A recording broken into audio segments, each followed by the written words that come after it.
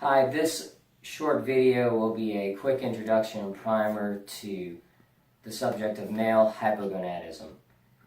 This is also known as low T, androgen loss in males, and we're specifically talking about testosterone and the management of low testosterone in the male patient.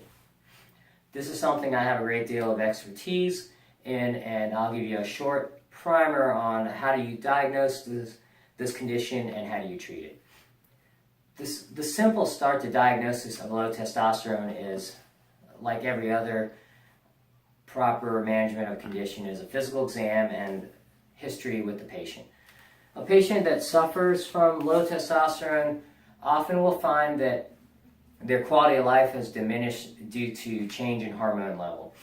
A blood test is required to corroborate or confirm our suspicions, but typical symptoms of low testosterone include any of the following: decreased energy, decreased concentration, decrease in libido, decrease in sexual function, difficulty with sleep patterns, difficulty with concentration or memory, even depression, and decreased muscle mass, decreased motivation for exercise. There are other types of symptoms, but I just covered a full range of typical ones that I see. So a patient that has a low testosterone confirmed with blood work and meets the criteria clinically has several options for management.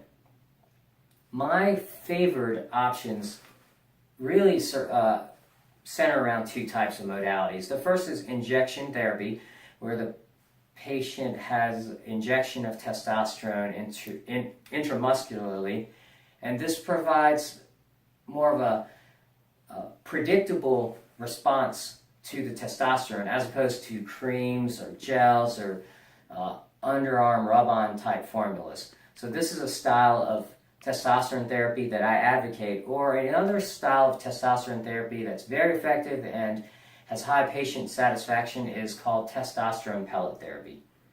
Pellet therapy is a very convenient form of testosterone therapy where we make a small nick in the area just behind the flank around where I'm touching with my fingers, and we place little pellets that are similar to Tic Tacs or grains of rice, if you will, and they are placed in a linear manner just under the skin, and we'll typically use one stitch to close up the incision, and that stays in place and releases testosterone in a controlled manner for a period of 4 to 6 months.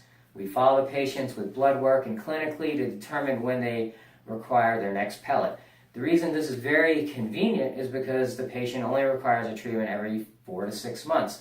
If a patient is doing injection therapy with testosterone, they may have to inject anywhere from 2 times a week to once every 2 weeks, depending on their levels and the protocol that we determine is necessary for the patient. So these are two very successful manners for treating low testosterone and two areas that we have a lot of expertise in our medical practice. So if you have further questions, please contact us through our email or through our front office, and I'll be very happy to help you address these issues. Thank you.